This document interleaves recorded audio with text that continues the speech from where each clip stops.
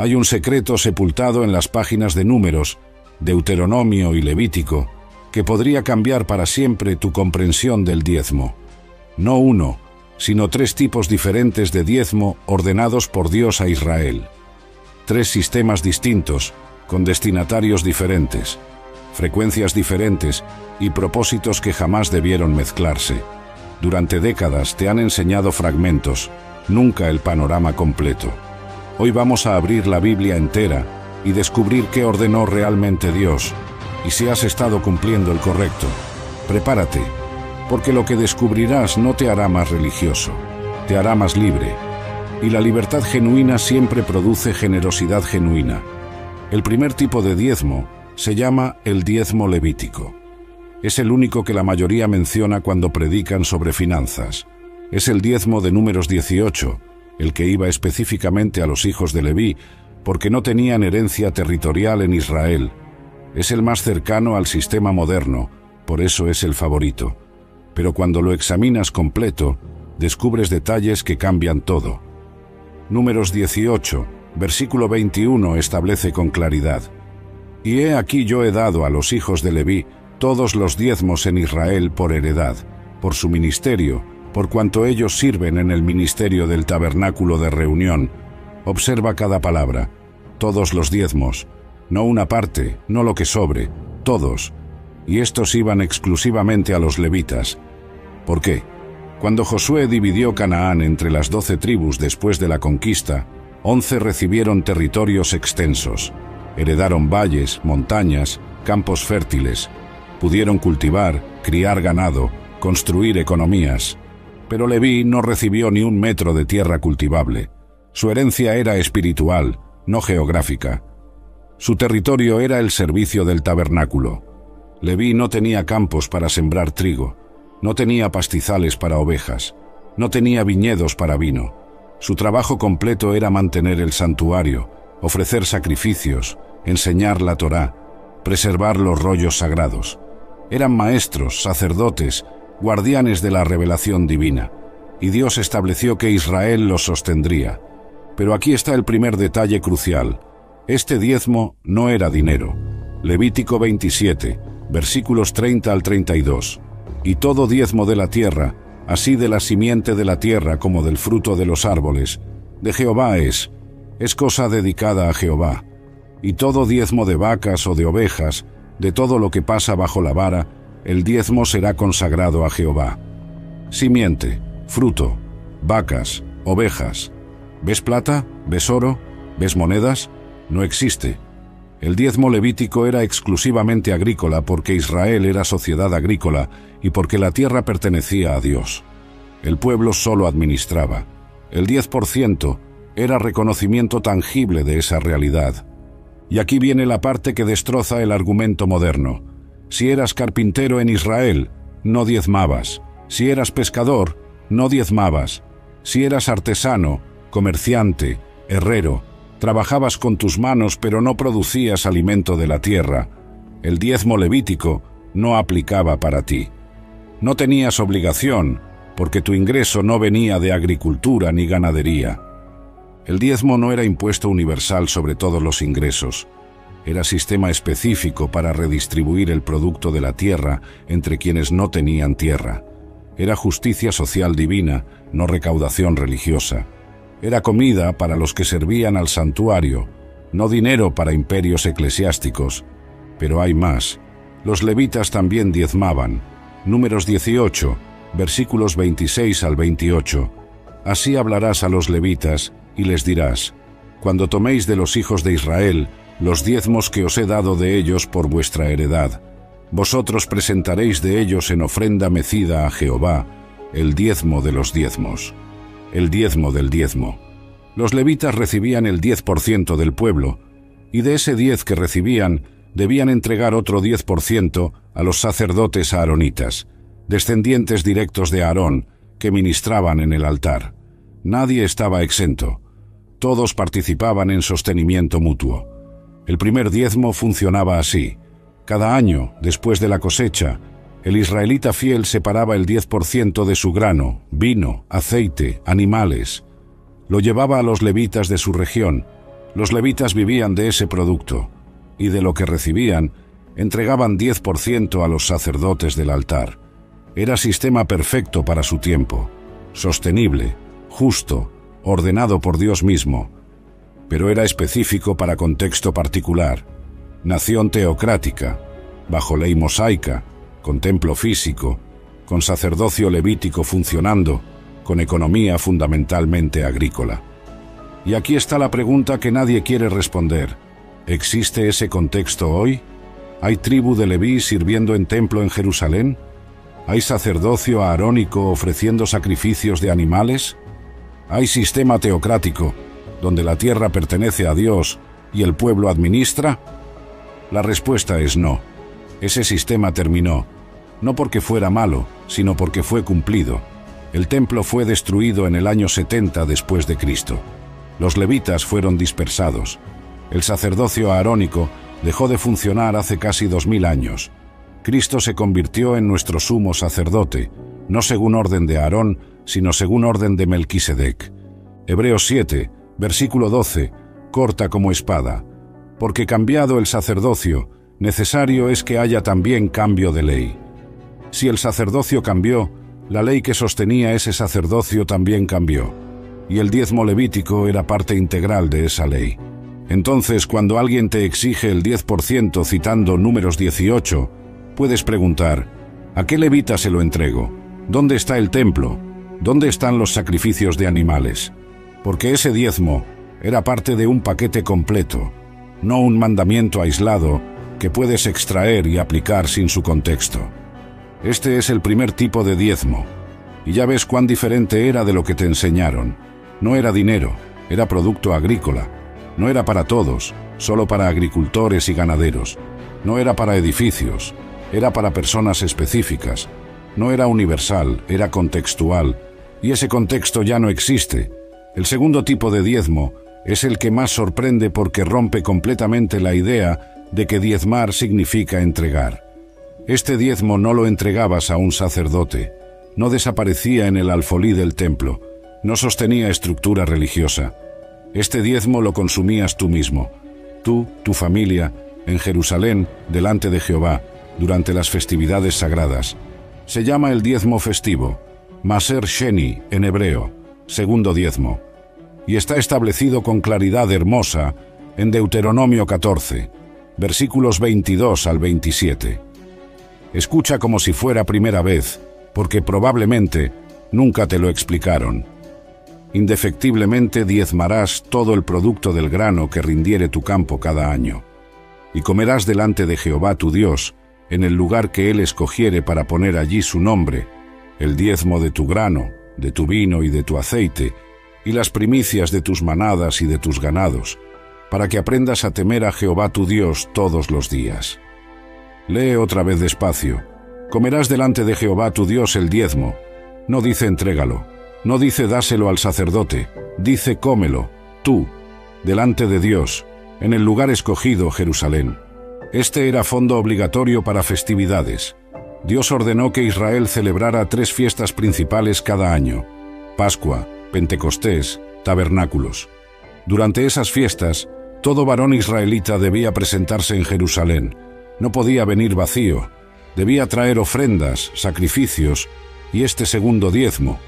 Cada año, después de separar el 10% para levitas, el israelita fiel separaba otro 10%.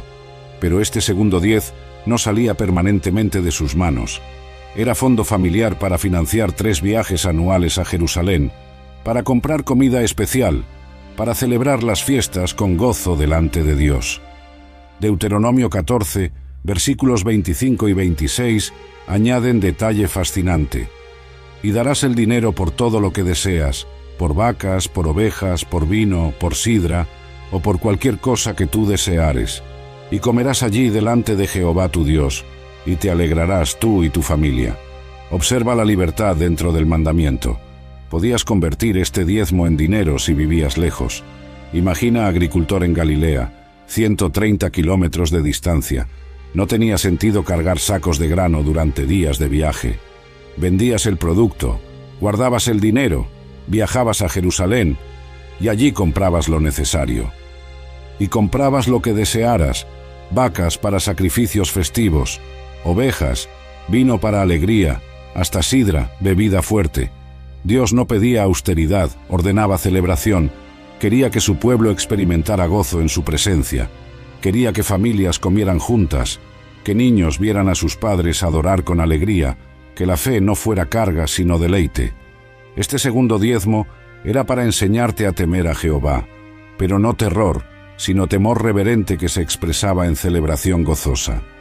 3 veces al año te desconectabas del trabajo, viajabas a la ciudad santa, te unías con todo Israel delante del templo, y recordabas que tu vida no era solo trabajar la tierra, sino adorar al Dios que te la dio. Pero aquí está la pregunta devastadora. ¿Algún pastor te enseñó este diezmo?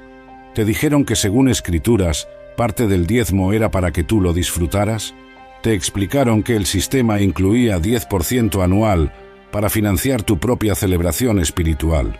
Por supuesto que no, porque ese diezmo no sostiene estructuras, no paga salarios pastorales, no financia edificios, no llena arcas.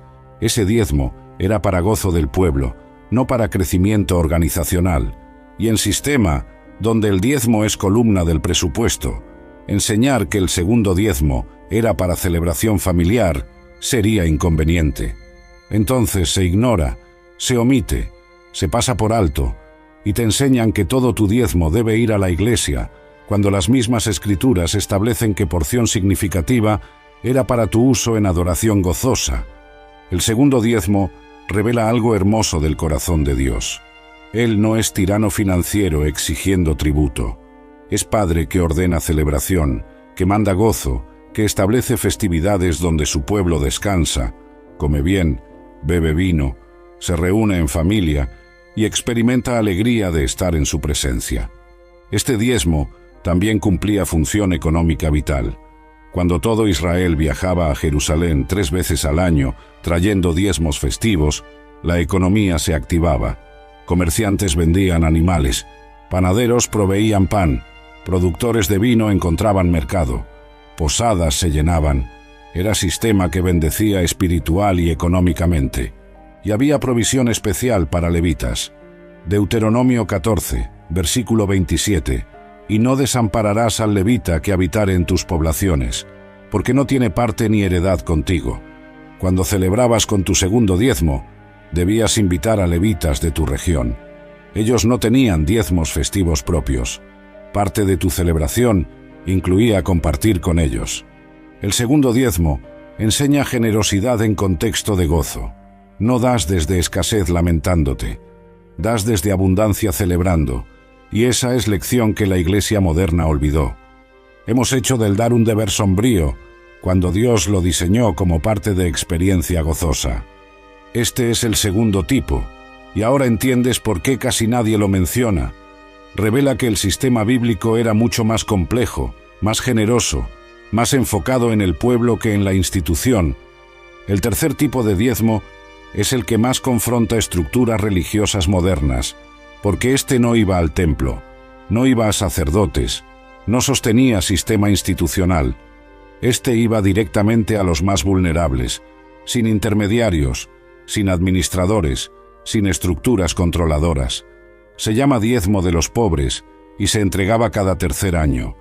Deuteronomio 14, versículos 28 y 29, lo establecen con claridad, que debería hacer temblar a cualquier iglesia que acumula riqueza mientras ignora necesitados.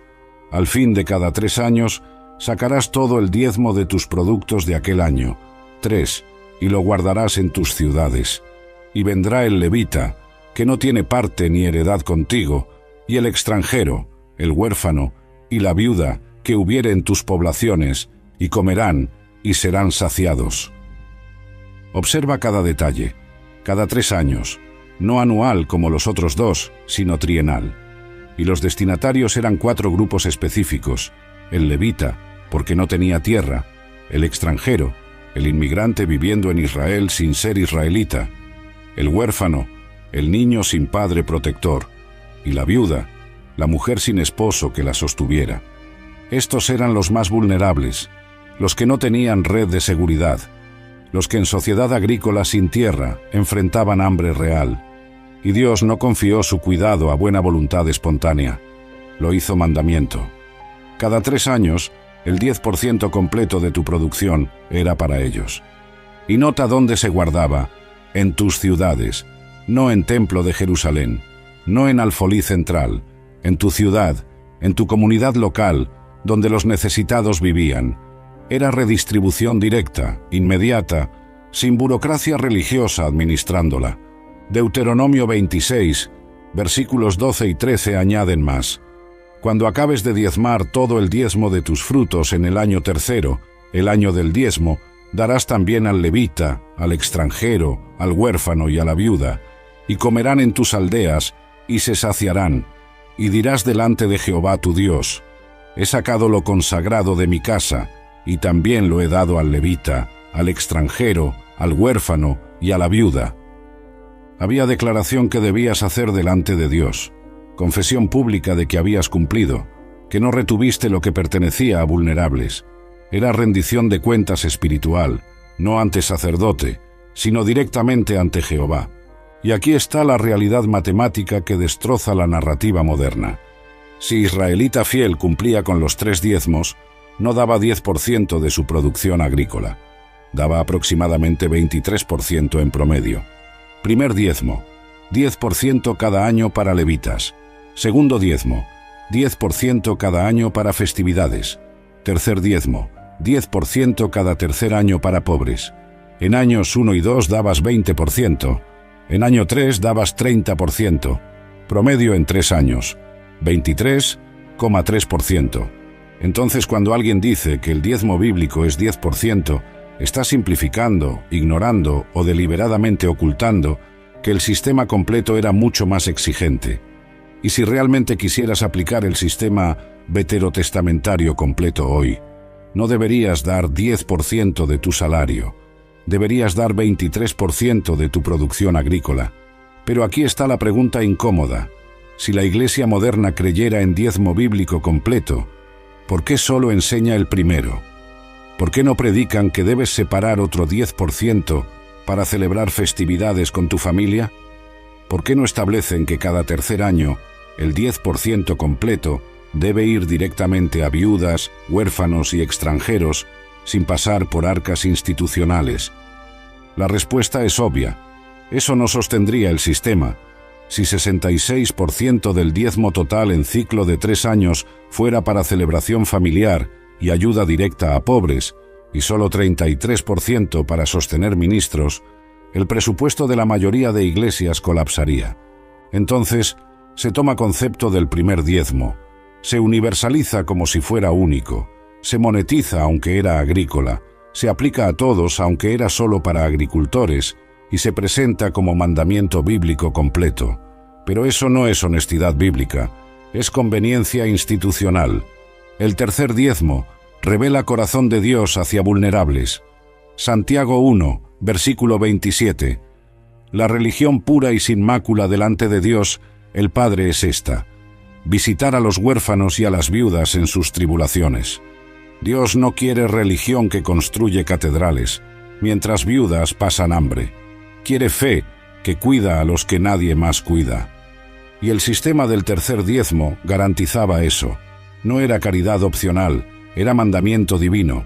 Cada 3 años, sin excepción, los más vulnerables recibían directamente 10% de la producción agrícola. Era justicia social ordenada por Dios mismo. Aquí están los 3 tipos de diezmo que casi ningún pastor explica. Primero para levitas, segundo para festividades, tercero para pobres. 3 sistemas distintos, 3 frecuencias diferentes, 3 propósitos que jamás debieron fusionarse en doctrina simplificada. Ahora que conoces los 3 tipos de diezmo, la pregunta surge como grito en silencio: ¿por qué nadie te lo enseñó así? ¿Por qué durante años, quizás décadas, escuchaste sermones sobre Malaquías 3, pero nunca explicación completa de Deuteronomio 14? ¿Por qué exigen 10%, citando Antiguo Testamento, pero ignoran que ese testamento ordenaba 3 diezmos distintos? La respuesta no es conspirativa, pero sí incómoda. Enseñar los 3 diezmos completos desafiaría fundamentalmente el sistema financiero sobre el cual mayoría de iglesias institucionales están construidas, y cuando sistema depende de interpretación particular para supervivencia, esa interpretación se vuelve doctrina inamovible, aunque sea bíblicamente incompleta. Imagina pastor que sube al púlpito y predica: hermanos, hemos estado enseñando el diezmo incorrectamente. La Biblia ordena 3 diezmos distintos. El primero es para sostener ministros. Ese seguiremos recibiéndolo. Pero el segundo deben usarlo ustedes para celebrar fiestas bíblicas con sus familias. Y el tercero, cada 3 años, debe ir directamente a viudas, huérfanos e inmigrantes de nuestra comunidad, sin pasar por arcas de la iglesia. ¿Qué pasaría? El presupuesto se reduciría aproximadamente 60% en promedio.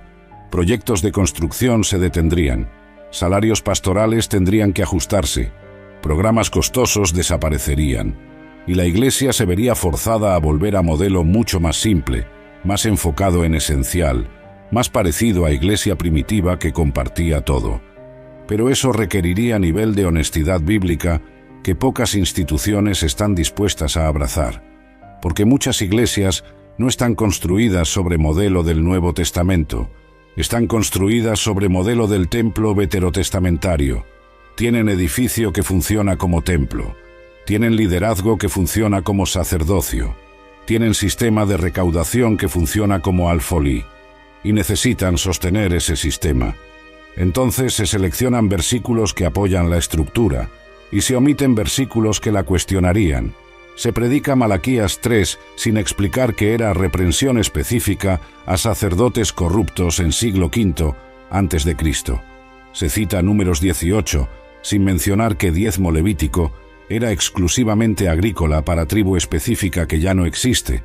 Se ignora completamente Deuteronomio 14 porque esos 2 diezmos adicionales desestabilizarían todo argumento, y se usa una palabra, diezmo, como si fuera concepto singular, universal, atemporal, cuando en realidad era sistema complejo de 3 componentes distintos, diseñado para nación específica, bajo pacto específico, en contexto agrícola específico. Pero aquí está verdad liberadora. Reconocer esta realidad no te hace rebelde, te hace honesto, no te hace tacaño, te hace bíblico, porque integridad escritural no consiste en defender tradiciones humanas, consiste en alinear tu vida con lo que Dios realmente dijo, no con lo que te dijeron que Dios dijo. Cuando examinas honestamente sistema completo de 3 diezmos, varias conclusiones se vuelven ineludibles. Primera, el diezmo veterotestamentario era mucho más complejo de lo que te enseñaron. No era simplemente dar 10% de ingresos a la iglesia, era sistema tripartito, que incluía sostenimiento de ministros, celebración familiar y ayuda directa a vulnerables. Segunda conclusión, el sistema completo representaba aproximadamente 23% de producción agrícola, no 10%. Si alguien insiste en que debes aplicar literalmente diezmo veterotestamentario hoy, la aplicación literal sería dar casi 1/4 parte de tus ingresos, no 10ª, y de esa 1/4 parte, solo 1/3 iría a sostener ministros, otro 1/3 a tu celebración, otro 1/3 directamente a pobres. Tercera conclusión, el diezmo era exclusivamente agrícola, no monetario.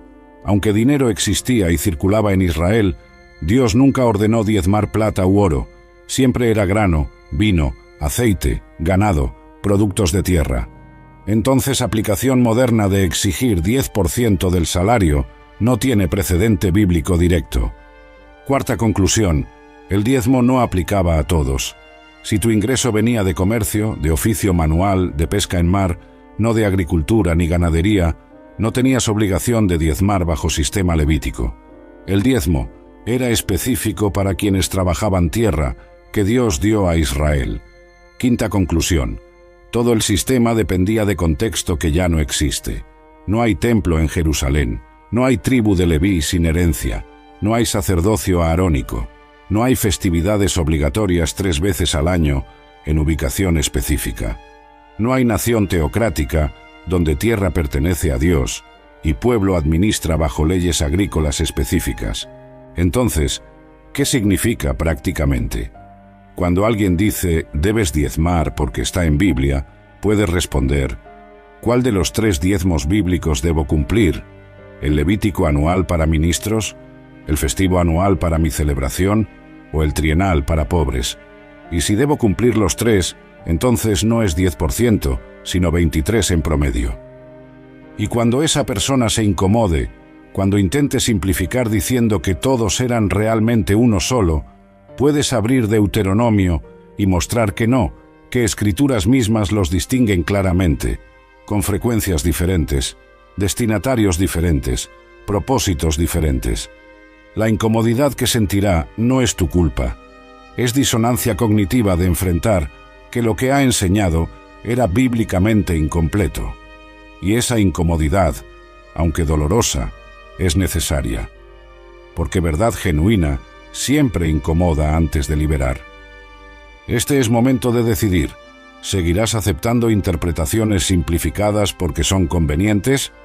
¿O tendrás coraje de estudiar escrituras completas y vivir según lo que realmente dicen, aunque desafíe tradiciones de siglos? Pero la historia no termina con entender 3 tipos de diezmo del Antiguo Testamento.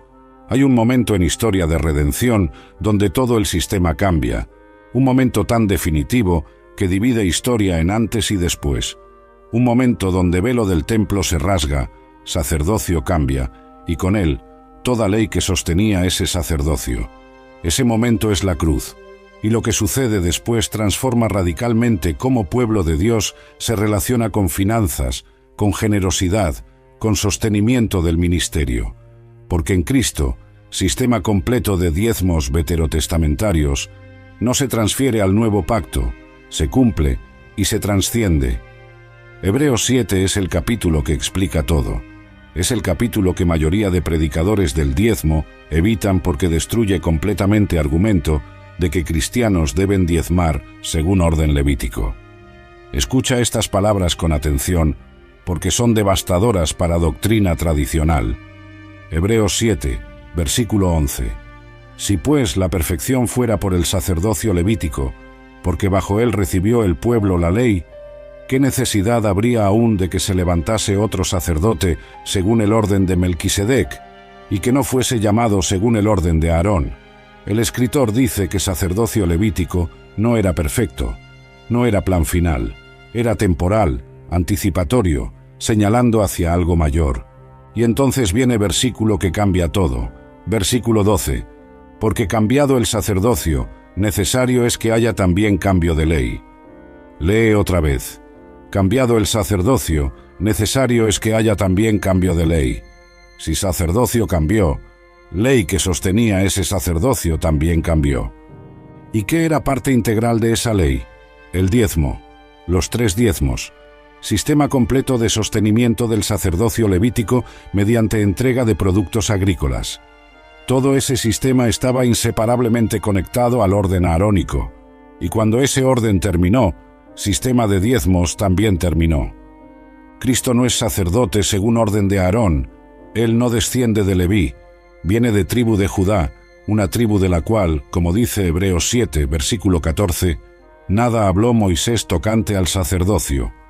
Cristo es sacerdote según orden de Melquisedec, orden completamente diferente, sacerdocio eterno que no depende del linaje humano, y este nuevo sacerdocio requiere nueva ley de sostenimiento.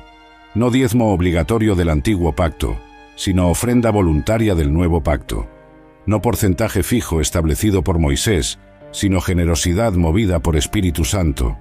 Pablo lo explica en 2 de Corintios 8 y 9, 2 capítulos enteramente dedicados a tema de ofrendas. Y lo fascinante es que en esos 2 capítulos, donde Pablo tenía oportunidad perfecta de ordenar diezmo, nunca lo menciona, ni una sola vez. 2 de Corintios 9, versículo 7. Cada uno dé como propuso en su corazón, no con tristeza ni por necesidad, porque Dios ama al dador alegre. Observa cada elemento, cada uno dé como propuso en su corazón, no como le ordenaron, no según porcentaje fijo, como propuso en su corazón, no con tristeza, no con pesadez de obligación religiosa que no puedes cumplir, no con peso de sentirte condenado si no alcanzas 10%, no con tristeza, ni por necesidad, no porque te amenazaron con maldición, no porque te dijeron que si no diezmas estás robando a Dios, no porque presión social te obliga, ni por necesidad, porque Dios ama al dador alegre, al que da por amor, por gratitud, por generosidad genuina que brota de corazón transformado. Ese es dador que Dios ama, no el que da 10% con resentimiento, no el que calcula mínimo obligatorio, el que da con alegría. Entonces, sistema del nuevo pacto es radicalmente diferente. No es menos generoso, es más generoso, porque bajo ley el límite era 23% en promedio. Bajo gracia no hay límite. Das según lo que Dios pone en tu corazón, y corazón verdaderamente transformado a menudo da mucho más que 10%. Iglesias de Macedonia son ejemplo perfecto. Segunda de Corintios 8, versículos 2 y 3, que en grande prueba de tribulación, la abundancia de su gozo y su profunda pobreza abundaron en riquezas de su generosidad. Pues doy testimonio de que con agrado han dado conforme a sus fuerzas, y aún más allá de sus fuerzas. Estas iglesias estaban en profunda pobreza, no tenían abundancia, no tenían excedentes, pero su gozo era tan grande, su gratitud por gracia de Dios tan desbordante, que daban más allá de sus fuerzas. Nadie les exigió 10%, nadie les amenazó con maldición, nadie calculó su salario. Ellos daban porque habían sido transformados por gracia. Y aquí está belleza del sistema del nuevo pacto. Cuando das bajo ley, das hasta alcanzar porcentaje y te detienes. Cuando das bajo gracia, das hasta que tu corazón está satisfecho. Y corazón tocado por Cristo nunca se satisface con mínimo. Primeros cristianos no diezmaban, hacían algo mucho más radical.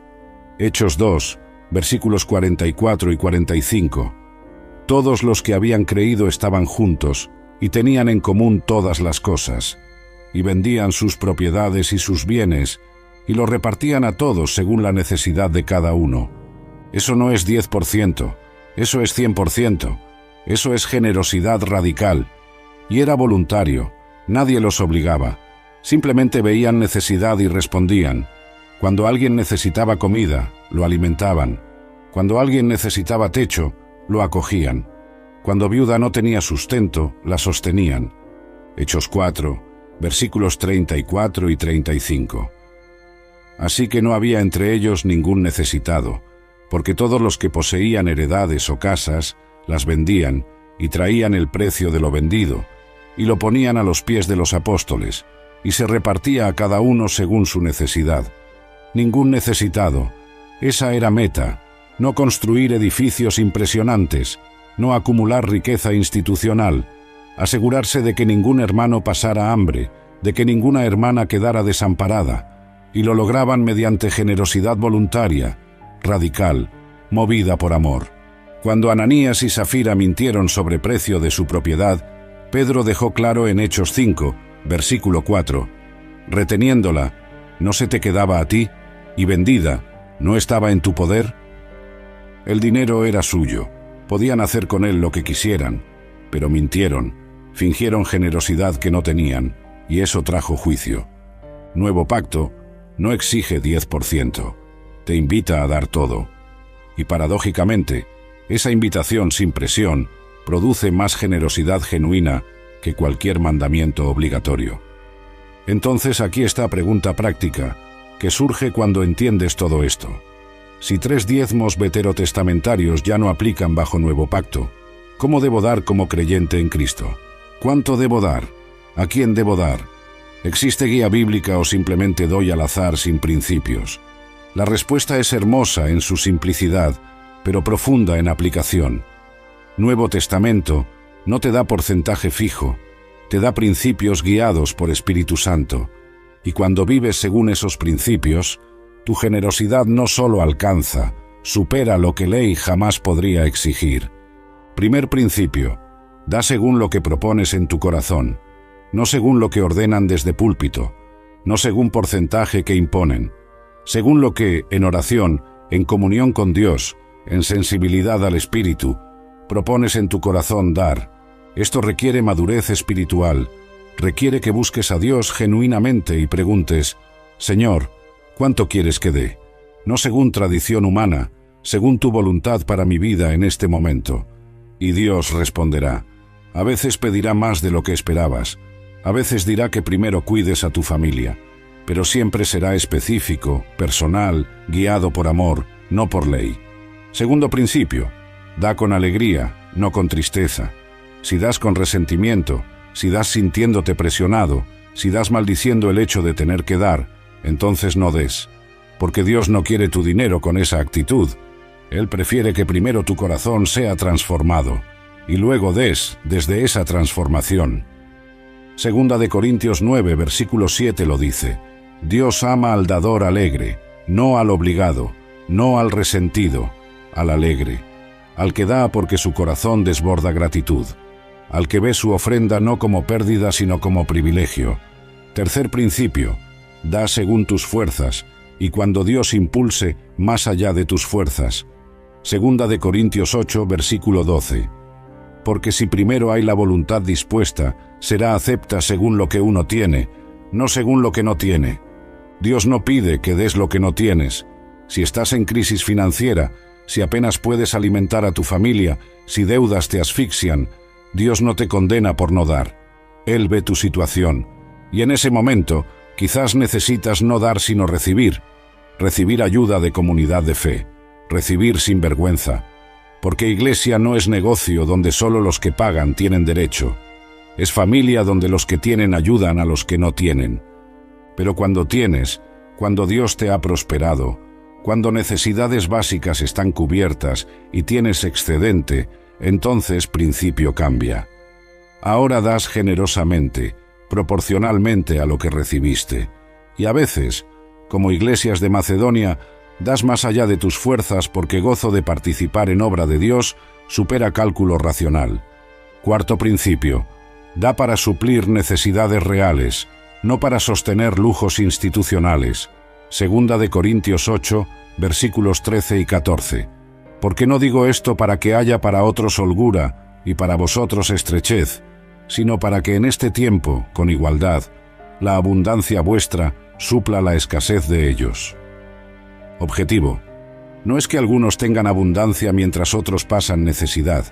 Objetivo es igualdad, que nadie tenga demasiado ni muy poco.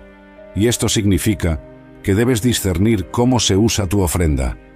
Si tu iglesia construye edificio de millones, mientras viudas de congregación luchan por pagar alquiler, hay algo fundamentalmente mal. Si líderes viven en mansiones mientras miembros pasan hambre, eso no es reino de Dios. Si recursos se invierten en tecnología impresionante, en producciones elaboradas, en comodidades lujosas, mientras pobres son ignorados, tus ofrendas no cumplen propósito bíblico. Tienes derecho, más que eso, responsabilidad de preguntar cómo se usan fondos. Primera de Juan 4, versículo 1. Amados, no creáis a todo espíritu, sino probad los espíritus si son de Dios.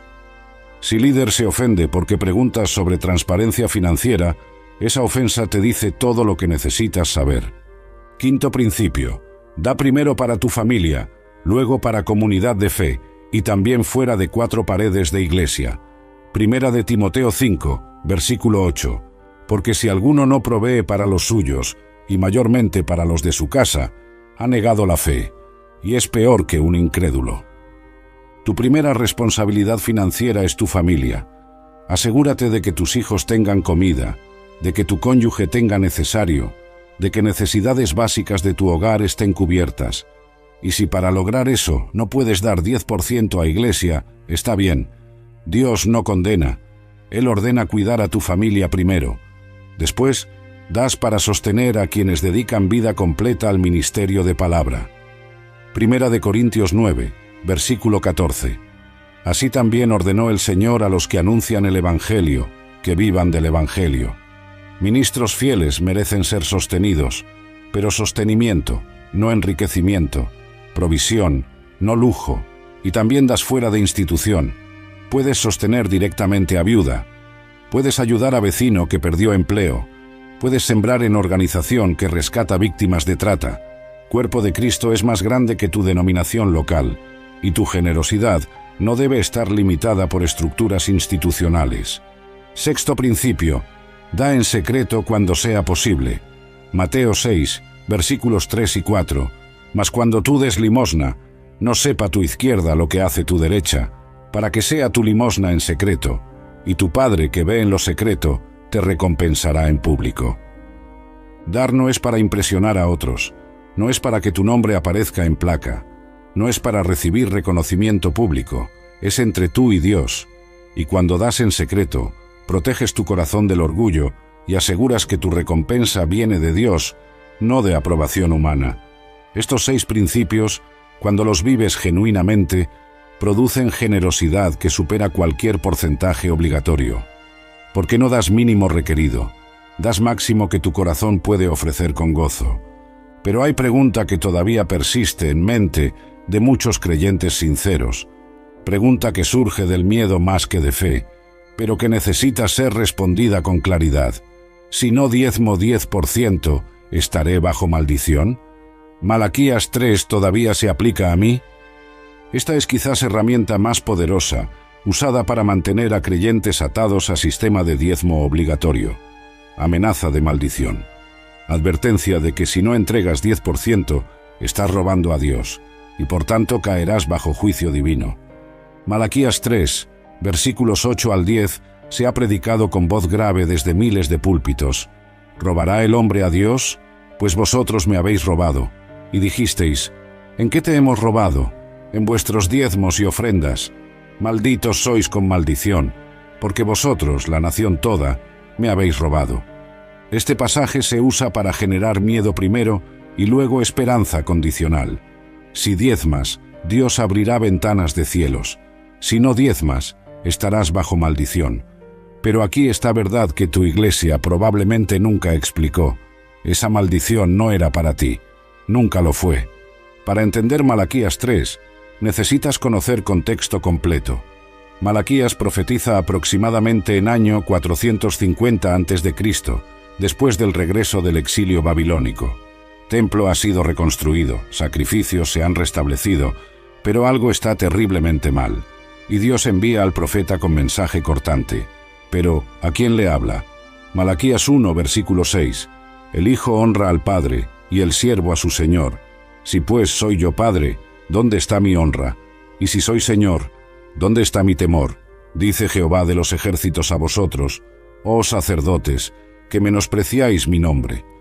Reprensión es directa a sacerdotes, no al pueblo en general, a líderes religiosos, a quienes debían representar a Dios ante pueblo y al pueblo ante Dios, a quienes habían convertido altar en negocio corrupto.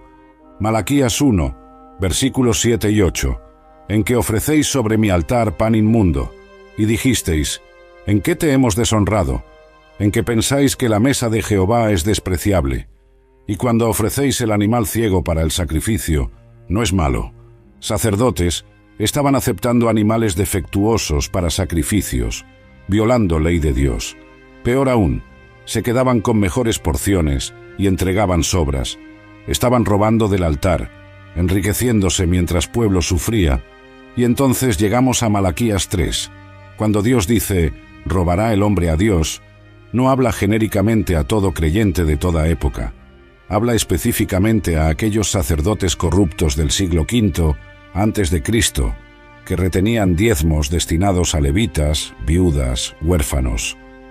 Versículo 10 confirma: traed todos los diezmos al alfolí y haya alimento en mi casa. Alimento, no dinero, porque diezmo era parte del sistema de bienestar social de Israel, diseñado para que nadie pasara hambre. Sacerdotes lo robaban, y por eso maldición caía sobre ellos. Pero tú no eres sacerdote levítico corrupto del siglo V antes de Cristo. No estás robando grano del alfolí. No estás reteniendo comida destinada a pobres. No estás bajo esa maldición específica a ese contexto específico. Y aquí está verdad liberadora que cambia todo. En Cristo, maldición de ley fue clavada en cruz. Gálatas 3, versículo 13.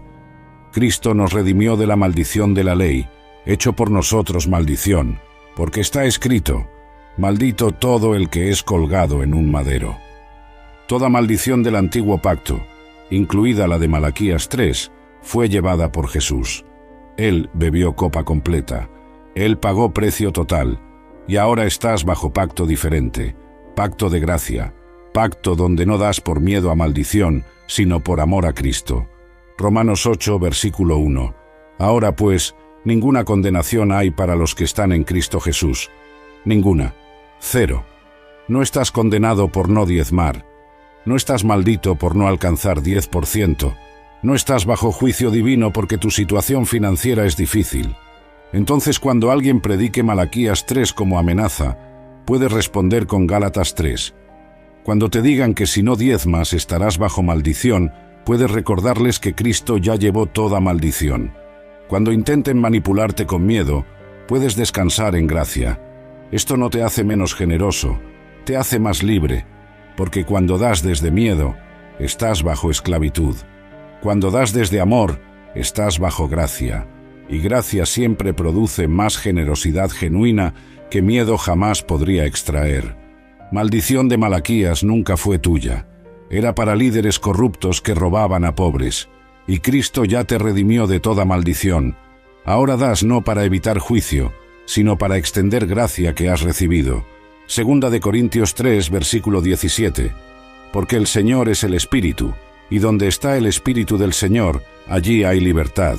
Libertad de maldición, libertad de miedo, libertad de manipulación religiosa, libertad para dar desde amor genuino, y esa libertad no produce tacañería, produce generosidad radical, porque cuando entiendes cuánto has sido perdonado, cuánto Cristo dio por ti, cuánta gracia has recibido sin merecerla, tu corazón no puede sino responder con generosidad desbordante. No das el 10% porque te lo exigen. Das generosamente, porque has sido transformado. No das para evitar maldición. Das para bendecir a otros con la bendición que has recibido. Este es el Evangelio verdadero, no un sistema de reglas y amenazas, una invitación a vivir desde gracia, a dar desde amor, a ser canal de bendición porque primero fuiste bendecido.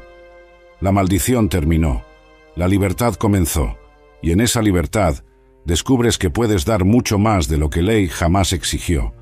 Hay realidad que necesita ser confrontada directamente, aunque incomode a muchos líderes religiosos. Realidad que se ha convertido en elefante en habitación de miles de iglesias.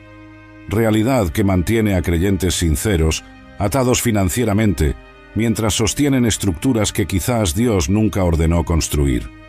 La realidad es esta. Muchas iglesias modernas no están edificadas sobre modelo del Nuevo Testamento.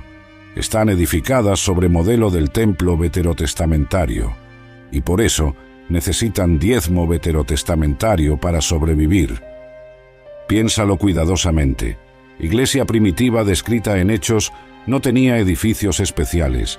Se reunían en casas. Hechos 2, versículo 46. Y perseverando unánimes cada día en el templo, y partiendo el pan en las casas, comían juntos con alegría y sencillez de corazón. Templo era templo judío al que asistían como judíos que eran, pero sus reuniones como iglesia sucedían en hogares. No tenían presupuestos de millones, no tenían hipotecas que pagar, no tenían personal asalariado extenso, no tenían programas costosos que mantener, no tenían sistemas de sonido, pantallas gigantes, luces elaboradas, producciones de nivel cinematográfico. Tenían comunión genuina, palabra de Dios, oración, partimiento del pan y amor radical. Y con ese modelo simple, voltearon mundo romano al revés, sin edificios impresionantes, sin presupuestos masivos, con generosidad voluntaria enfocada en necesidades reales, no en estructuras institucionales. Ahora observa iglesia moderna promedio. Tiene edificio que costó millones, con hipoteca de décadas, tiene equipo pastoral asalariado, tiene programas que requieren financiamiento constante, tiene costos operativos enormes, y para sostener todo eso necesita ingresos predecibles, constantes, garantizados. Entonces, ¿qué hace? Implementa diezmo obligatorio, no porque sea doctrina del Nuevo Testamento, sino porque es única manera de asegurar flujo de efectivo necesario para mantener estructura funcionando. Y para justificarlo bíblicamente, toma sistema veterotestamentario, lo simplifica, lo universaliza, lo monetiza y lo presenta como mandamiento divino inmutable. Pero eso no es honestidad bíblica, es necesidad institucional disfrazada de doctrina. Jesús nunca ordenó construir edificios, nunca estableció presupuestos, nunca creó estructuras organizacionales complejas. Él formó discípulos, llamó a 12 hombres, los entrenó, los envió, y ese modelo se replicó orgánicamente, de 12 a 70, de 70 a 120, de 120 a 3000 en Pentecostés, de 3000 a toda Jerusalén, y sin un solo edificio, sin un solo presupuesto formal, sin un solo sistema de diezmo obligatorio. Pablo plantaba iglesias en casas. Romanos 16, versículo 5. Saludad también a la iglesia de su casa. Primera de Corintios 16, versículo 19. Aquila y Priscila, con la iglesia que está en su casa, os saludan mucho en el Señor. Colosenses 4, versículo 15. Saludad a los hermanos que están en la Odisea, y a Ninfas y a la iglesia que está en su casa. Iglesias se reunían en hogares, y cuando hogar se llenaba, se multiplicaban a otro. Era simple, reproducible, enfocado en relaciones genuinas, no en presentaciones elaboradas. Entonces, ¿qué pasó? ¿Cómo pasamos de iglesia en casas de hechos a megaestructuras de hoy? ¿Cuándo cristianismo dejó de ser movimiento de discípulos y se convirtió en institución religiosa? Sucedió gradualmente, a través de siglos. En año 313, emperador Constantino legalizó cristianismo. De repente, ser cristiano ya no significaba persecución, significaba favor imperial. Y con ese favor vino dinero, poder, edificios. Cristianismo se institucionalizó. Y con institucionalización vino necesidad de financiamiento constante. Edificios requerían mantenimiento. Líderes necesitaban salarios. Sistema crecía y con él necesidad de recursos. Entonces Iglesia institucional adoptó modelo del templo veterotestamentario, edificio sagrado, sacerdocio profesional, sistema de diezmos para sostenerlo todo. Pero ese no era modelo de Jesús, ese no era modelo de apóstoles, ese era modelo del antiguo pacto, trasplantado al nuevo, funcionando pero fundamentalmente diferente de lo que Cristo estableció. Y aquí está pregunta incómoda que cada creyente debe hacerse. ¿Estoy sosteniendo obra de Dios o estoy sosteniendo estructura religiosa que quizás Dios nunca ordenó construir? ¿Mi generosidad está alimentando a pobres o está pagando hipotecas de edificios? ¿Está sosteniendo a viudas o está financiando producciones elaboradas? Porque Jesús fue claro sobre sus prioridades. Mateo 25, versículos 35 y 36. Porque tuve hambre, y me disteis de comer, tuve sed, y me disteis de beber. Fui forastero, y me recogisteis. Estuve desnudo, y me cubristeis. Enfermo, y me visitasteis. En la cárcel, y vinisteis a mí. Jesús no dijo, construid templos impresionantes. Dijo, alimentad al hambriento. No dijo, cread producciones cinematográficas. Dijo, visitad al enfermo. No dijo, estableced presupuestos millonarios. Dijo, acoged al forastero. Y cuando tus ofrendas van principalmente a sostener estructuras en lugar de servir a personas, algo está fundamentalmente invertido. Esto no significa que edificios sean inherentemente malos. Pueden ser útiles para reunir a más personas. Esto no significa que pastores no deban recibir sostenimiento. Primera de Timoteo 5, versículo 18. Los ancianos que gobiernan bien sean tenidos por dignos de doble honor, mayormente los que trabajan en predicar y enseñar. Pero significa que necesitas discernir si tu iglesia está edificada sobre modelo de Cristo o sobre modelo del templo. Si está enfocada en hacer discípulos o en crecer institución. Si tus ofrendas están financiando reino de Dios o reino de estructura humana. Y esa es decisión que solo tú puedes hacer. Nadie puede hacerla por ti, pero hazla con ojos abiertos, con escrituras en mano, con Espíritu Santo como guía, porque al final no responderás ante el líder humano sobre cómo usaste recursos que Dios te confió. Responderás ante Cristo mismo, y Él preguntará, ¿alimentaste a mis ovejas? ¿Vestiste a los desnudos? ¿Visitaste a los presos? ¿O construiste monumentos a tu propia religiosidad? Esa pregunta debería guiar cada decisión financiera que tomes. 3 tipos de diezmo del Antiguo Testamento cumplieron su propósito. Sostuvieron a levitas, financiaron festividades, proveyeron para pobres, pero ese sistema terminó, Cristo lo cumplió, y ahora vives bajo pacto mejor, con promesas mejores, con generosidad que no se mide en porcentajes sino en corazones transformados. Eres libre, libre de obligación del 10%, libre de amenaza de maldición, libre de manipulación religiosa, pero esa libertad no te hace tacaño, te hace generoso de verdad, porque cuando das desde amor, en lugar de desde ley, das mucho más de lo que ley jamás podría exigir. Escribe en comentarios una palabra que resuma lo que Dios te habló hoy, y que gracia de nuestro Señor Jesucristo, amor de Dios Padre y comunión del Espíritu Santo estén contigo, porque donde está Espíritu del Señor, allí hay libertad.